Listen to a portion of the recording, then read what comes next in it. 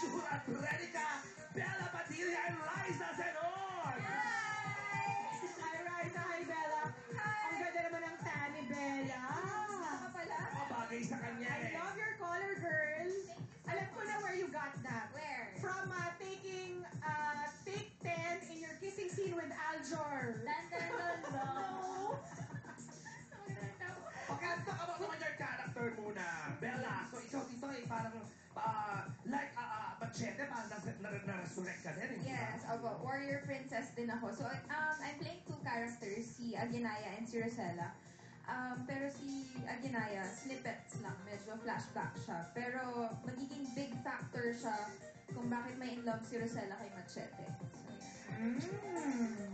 So, Alam mo, yung scene pa lang nila underwater, yung kissing scene nila underwater, matindi na eh. Grabe, talaga kayo.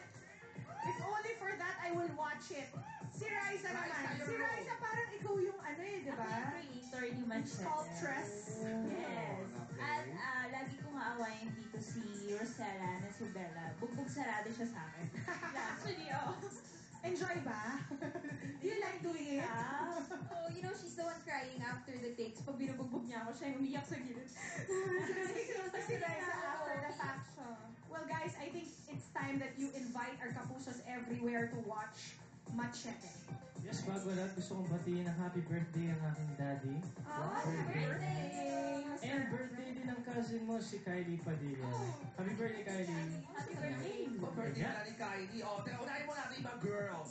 Bella, go ahead. Siyempre, gusto po namin imbitahan lahat ng mga kapuso na sabay-sabay po nating salubungin ang pagdating ni Machete. Bukas na po yan pagkatapos ng Dorfina. Ayan. Abangan po natin lahat. I've been seeing the vlogs, ha? I must say, ang galing-galing ninyong tatlo. At Thank you. itong dalawang girls, ang gaganda. Oo nga. Bakit si Bella? Raisa. Even the prosthetics. Raisa with her sexier and more daring. Correct, Raisa. So, alam ko ba naninibago ka ba na mas daring Raisa ba kapanood namin dito? Medyo naninibago ko, lalo na pag eksena siya, yung katawan niya, yun, medyo hindi pa ako ganun kasanay. Pero I heard na pa-sexy ka rin daw talaga dito na malapit na rin na natin mapanood simula na bukas. So, meron ka rin bang Raisa diet? Ginawa? Meron, oh my God. 1 meal a day diet. Hindi, water diet lang.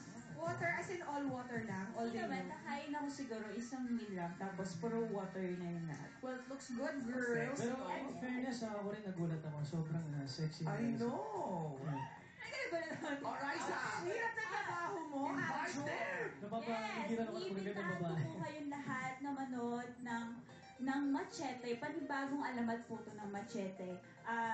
Dito po, i-focus yung love story ni Machete. At yun, maraming mangyayari, kaya abangan nyo lahat yan. Siyempre, gusto ko rin magpasalamat sa lahat ng bumubuo ng Machete, yung staff, yung creative team and crew. Maraming salamat po sa boss po ng GMA, kila Ma'am Annette, Ma'am Reggie, Ma'am Wilma, Ma'am Lilibet. So much. Maraming salamat po. Tama. At sa managers namin, Artist Center, maraming Yes, salamat. Artist Maraming Center. kita na thank you po. Maraming salamat.